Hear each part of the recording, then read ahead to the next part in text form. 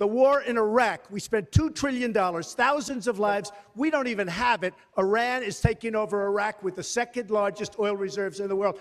Obviously, it was a mistake. So George Bush made a mistake. We can make mistakes, but that one was a beauty. We should have never been in Iraq. We have destabilized the Middle East. But so you still think he should be impeached? I think it's my turn, isn't it? You do whatever you want. You call it whatever you want. I want to tell you, they lied. Okay. They said there were weapons of mass destruction. There were none, and they knew there were none. There were no weapons of mass destruction. Hey guys, welcome back. It's another episode of The Delivery. Last time we touched on Iran, and I think we're going to kind of stay in the same boat. We're going to stay with the Middle East. Today I'm actually going to start this episode by mentioning Joe Kent. What we're seeing right now happen to him. What we're seeing right now happen to him is all the proof I think Americans need that there's this Zionist machine that runs America. And as soon as you step out of line, you see what happens. This man was a veteran. He served in our country, or he served in our armed services. He was, I think he said he did 11 tours or something like that. He was married to a woman who died in Syria in a car bomb. It was perpetrated by ISIS, I believe. And, for anybody who knows, we all know that ISIS is funded by America and Israel. So, in the end, you reach a breaking point when you finally start to notice things, and Americans are finally starting to notice. Finally, I hope that they don't take their anger out on the wrong people. I hope that they do their homework and realize that this is a Zionist machine and a Zionist agenda that uses the Jewish people as human shields. Okay, this is my opinion. I'm sure it's going to ruffle some feathers, and I'm sure I don't give a fuck. This is my show, and I'll say whatever I want. And this is based on facts that I've seen and things that I've seen over time. Things that I've read, things that I've noticed. You just kind of notice things, and once you read and you start doing your homework, you realize what's really going on.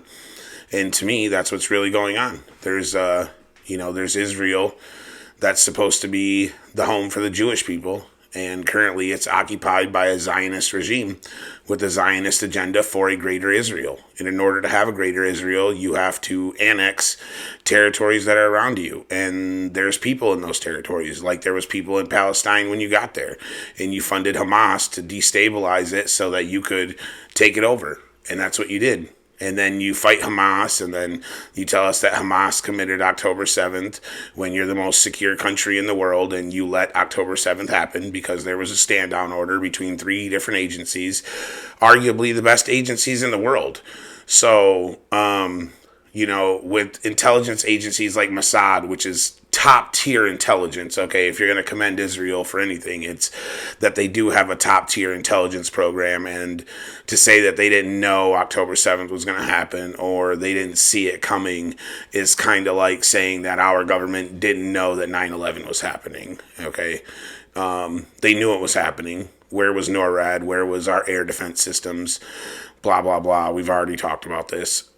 We will get deeper into that, though, later on. Right now, my attention's kind of grabbed by what's going on in the Middle East, because here we are again in yet another war, okay? Let's just break down some numbers, okay? Since we started going to war, well, hell, since the 90s, okay, in the Middle East, 4.2 to 6 million people have lost their lives in the Middle East, okay?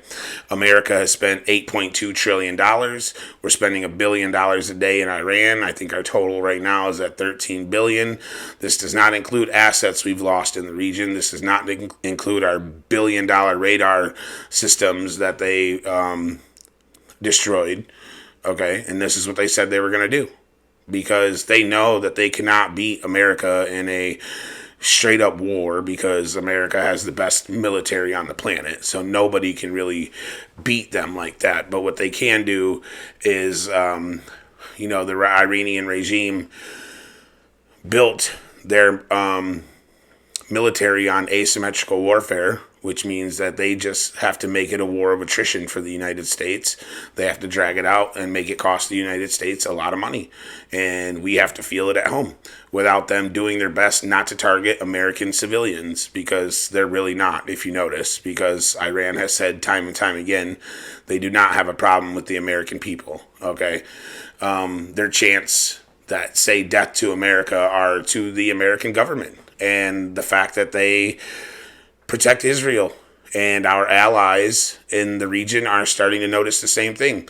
We're taking defense equipment that we're supposed to be in allied countries that did business with us and invested with us for us to keep them safe. And we're not keeping them safe because we're moving defense for Israel. Okay? We're moving our ships, we're moving assets around, and our assets are being destroyed.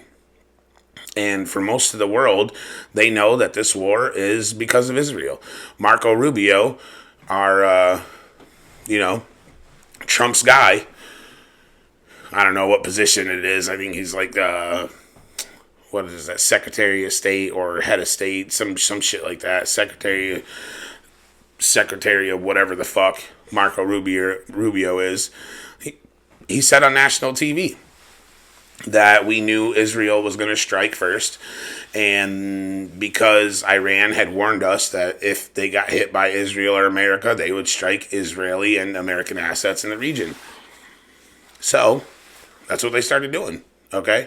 However, America preemptively struck Iran because they thought Iran would attack them after Israel hit them. So Israel was going to attack them either way. So America's kind of paying the price for Israeli behavior yet again. Okay? That Zionist regime in Israel is, like I said, to me, it's the single biggest threat to world peace that exists today. And it's also, I believe, the single biggest threat to Jewish safety that exists today in the modern world. Again, that's my opinion, based on what I've read, based on what I've seen. Few examples here, okay, if Zionists are so protective of Jewish people. Why was it in 1950 that some Zionist actors started bombing Jewish synagogues in Iraq to force mass migration of Jews to Israel? Because Zionists knew they needed a populace with 80% Jewish people. So they began this campaign of terrorizing Jews all over the Middle East and Europe to get them to migrate to Israel. Now, in Europe, it wasn't as big of a thing, but they still did the same thing. There was still several, what do they call that? Several missions that they enacted in order to get Jews to migrate to Israel. So, I mean, you guys can look this stuff up. I'm not making this shit up. I'm not. It's proven, okay? Israel lied about it for like 50 fucking years or some shit like that before they finally admitted that it was some Zionists who were blowing up the synagogues in order to cause mass migration of Jews to Israel, which worked because like 220,000 Jews migrated to Israel from Iraq or something like that. So, this idea that Jews and Muslims don't live together, they've lived together in peace for many years. Okay, there's Jewish Christians that live in Muslim countries all over the world. Okay, so this isn't some Muslims just hate Jews and they're going to kill them all the time. Like, no, that's not a thing. Okay, they spread this hate for Muslims because they want to pin Christians against Muslims so that this Zionist agenda can push their agenda on a destabilized world, because you have Christians and Muslims fighting amongst themselves while this powerhouse just absorbs power and topples countries and does whatever it wants to do. It operates with impunity. And as soon as you criticize Israel, you're an anti-Semite or you hate Jewish people. And that's not the case. This is what I mean by you're using Jewish people as a shield. Okay? You use the suffering that they suffered as a shield for your agenda. And the world is waking up to this. They're going to wake up to this. We got college campuses across the United States, okay? Across the United States that have pro-Israel fucking basically laws at college campuses, where these college campuses, if they allow protests against Israel, they lose their funding. If they don't silence the people who are against Israel, they won't get this, or they won't get their grants, or this and that, or the students face punishment. Okay, that's not freedom of speech. Like, this is America. Why do we have a country the size of New Jersey from the Middle East dictating what we can and can't say in America? Saying that it's anti-Semitic to be against Israel. It's not. Okay? It is absolutely not. We can criticize the government of Israel without saying that it's the Jewish people. Now, do some people take it far and blame Jews for everything? Sure they fucking do. There's a lot of people that do that. I'm not one of them. Okay? I'm not one of them. I'm not one of them. Can the argument be made? I mean, Jews are really organized, and they do keep a lot of business in-house. That's not anti-Semitic. They're just smart. They're tribal. That's what I think. I think they're tribal, and they stick together. I do think they get a little bit of protection, well-deserved. I mean, they did suffer some stuff. So, I understand they get a little scared. There was pogroms all the way throughout the thing. There was the Holocaust that happened. So they do have a right to be scared, but every race and religion has also gone through something. Okay. Black people go through this shit every day. All right. So, like I said, some people will turn it into a Jewish thing. Some people won't. Me personally, I'm going to avoid that because I don't believe it's necessarily true. I think they're tribal and they do business together, but there's nothing wrong with that. I think that if there was another race that did that, if white people just stood together and say they're only dealing with white people, it would be frowned upon. And I think it would be the same way with black people. But, like I said, Jews do have a little bit of extra protection, but that doesn't, like I said, that's not an anti-Semitic thing. I'm not attacking them at all. I just, you recognize it. Everybody recognizes it, and there's nothing wrong with that because they're super fucking smart and they're super fucking rich. So they can do that. And it's okay. It's okay to be smart, and it's okay to be rich. It really is. It's okay to be tribal too. It's okay. We live in a free world where we can make decisions. We just have to face the consequences of those sometimes. But I don't really think we should have consequences for voicing our opinion. And while we're on that topic, I'm going to read you guys this letter from Joe Kent, his resignation letter to Donald Trump, because it kind of touches on where we're at today. Okay, let me read this to you. Don't mind me. I'm going to read it off my computer here. Okay. Dear President Trump, after much reflection, I have decided to resign from my position as director of the National Counterterrorism Center effective today. I cannot, in good conscience, support the ongoing war in Iran.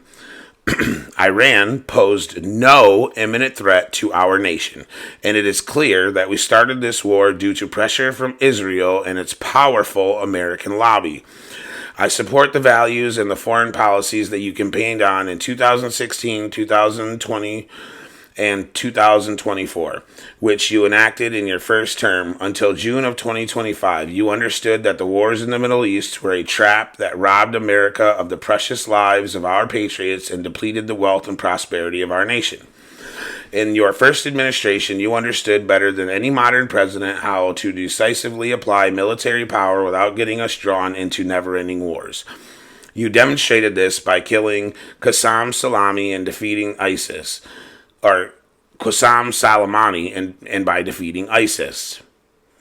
We funded ISIS to begin with, so subnote. Early in this administration, high-ranking Israeli officials and influential members of the American media deployed a misinformation campaign that wholly undermined your America First platform and sowed pro-war sentiments to encourage a war with Iran.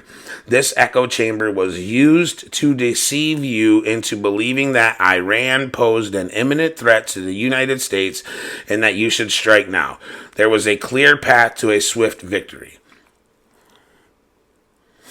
This was a lie. And this is the same tactic the Israelis used to draw us into the disastrous Iraq war that cost our nation the lives of thousands of our best men and women. We cannot make this mistake again.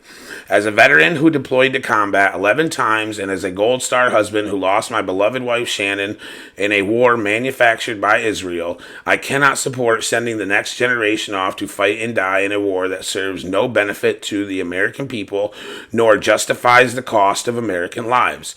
I pray that you will reflect upon what we are doing in Iran and who we are doing it for. The time for bold action is now. You can reverse course and chart a new path for our nation, or you can allow us to slip further towards decline and chaos. You hold the cards.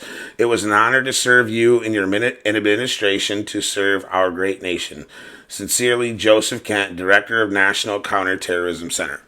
So, this is the counterpart to our, our counterintelligence terrorism center. So this is the person who has the single most intelligence on threats to America. Now, the question was Iran an imminent threat to America? And the guy who was leading in charge says that there was no imminent threat from Iran. Yet, we're fucking 16 days in now. 16 days, okay? 16 days. $14 billion now, okay? This is going to cost America. And it's really going to cost us. Let's hope they don't try to put boots on the ground, because Iran has one of the most unforgiving territories that there are, okay? It's unforgiving. There's mountains upon mountains, and getting soldiers there would be a nightmare. How are you going to get equipment there? How are you going to get tanks in there? These guys are built into the mountains. For 40 years, they faced imposing U.S. sanctions, so they've had to do everything themselves. All of their weapons are built in-house. All of their drones are built domestically. They do not outsource a single fucking thing. They have whole cities that build missiles in the mountains, because they've watched what America and Israel have done in the Middle East. They've watched 4 to 6 million of their people die without ever stepping foot in the war. But there's such this tyrannical regime. They're such dangerous people. They watched you operate with impunity, killing people and taking over territories and annihilating countries. For what? You've left countries devastated. Iraq is ran by fucking Al-Qaeda now. Syria, the leader of Syria was an Al-Qaeda operative, okay? This is where we're at now. This is how destabilized we are. Look at Libya now. Like, this is what we do. Like, we go in and we give people fucking freedom and we steal their resources. And at the end of the day, like, we've really, as Americans, not benefited from a single one of these wars. Like, is your life better from the war?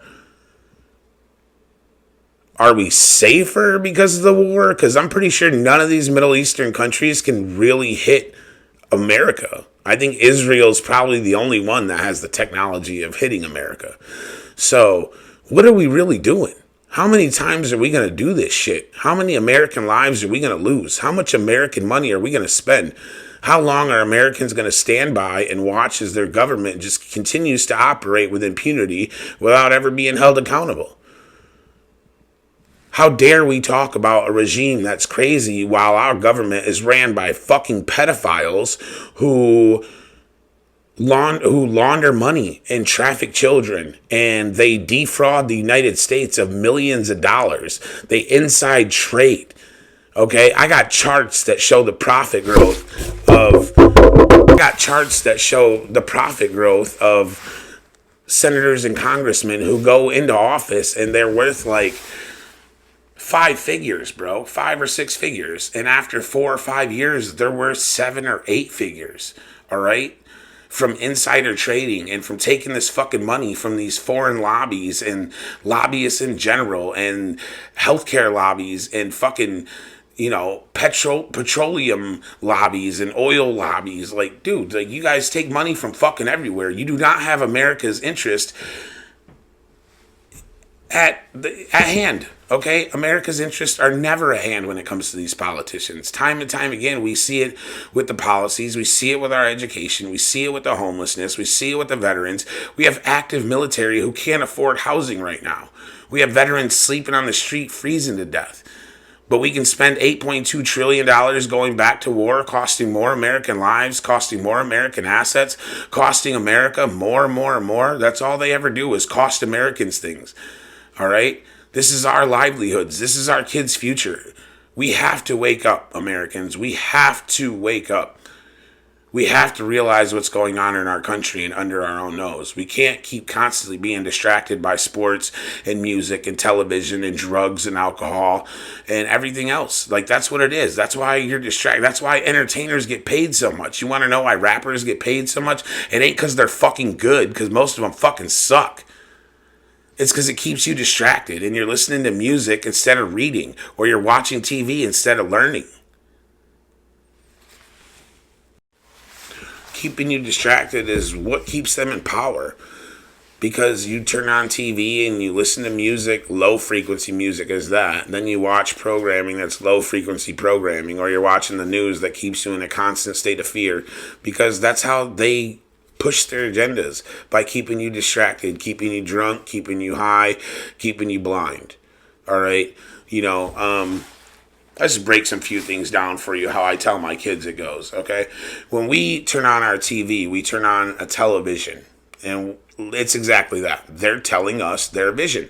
When you turn to a channel, you're channeling their programming, okay? Let me say that again. Their television, it's telling you a vision under the channel that's programming you, okay? Because that's how it works. You turn on TV, you turn it to a channel, you watch a program. That's what it is. You are channeling their programming, okay? That's exactly the way it is. Now, it's the same thing with cell phones. Why do they call it a cell phone? Because it's a prison cell for your mind. That's exactly what it is. It keeps you staring at this small, mundane screen in your hand, searching for the next oxytocin release while you scroll through these 15-second and 30-second videos that lower your attention span. Okay, people tell me all the time, like, oh, I can't pay attention to your show because it's too long. It's only like 30 minutes. Some of them are an hour, but it's because there's so much to say. And you guys can watch a movie for an hour and a half, or you can listen to music for 2 hours while you're smoking weed, but you can't take some information in, bro. That's all I'm trying to give you. I'm just trying to tell you to wake up, make a better world for your kids. Stop being blind. Stop letting your kids be led to slaughter. Okay? I try to tell my kids something new every day. Now, whether they listen to me or not, I don't give a fuck. I make this show for my kids. So someday when they wake up and they're old enough and I'm dead and they want to see me, they'll be able to learn something while they see me. Okay? That's what this show's for. I don't give a fuck if nobody watches it. I don't give a fuck if nobody comments or tells me anything. This show is for my kids and for their future. And maybe somebody will see me and hear what I got to say and think that I should share this message with the world. That's why I do it in the first place, because half of us don't know a fucking thing. So I do the legwork. I do the reading. I do the homework. I'm the one who's secluded, and I'm the one who tunes people out, okay? My family's the one that pays the price, because I'd rather read a book than watch a movie. Or I'd rather stay at home and learn something than go out and watch a movie or eat some bullshit fake ass food from some fucking restaurant, spending my money and having somebody make it who doesn't even want to be at work. That's the material world they want you to live in. Okay? I'm not trapped in that world. My ego doesn't mean shit to me. Okay? I don't care what people say about me. I don't care what people think about me. That's why there are attacks calling me an anti-Semite and this and that. That shit don't fucking work on me, bro, because I don't care. I don't care what you... I don't care about your judgment. I don't care about your feelings. They're not my responsibility. What I care about is the truth. What I care about is facts. If I'm wrong, correct me. If you want to debate me, debate me. But you better do your fucking homework, because I do mine. So do yours. That's all I want America to do. To wake up. To create a better world for their children. To stop sending our brothers and sisters and mothers and fathers to die in wars that do not benefit America. You know, I wonder what we could do with the $8.2 trillion. Maybe that's what I'll do in the next episode. I'll ask Grok, if I gave you $8.2 trillion, Grok, how would you fix American infrastructure? That's what I'm going to do for the next episode. Maybe if I can get off of this Iran shit. I'm pretty pissed off about it.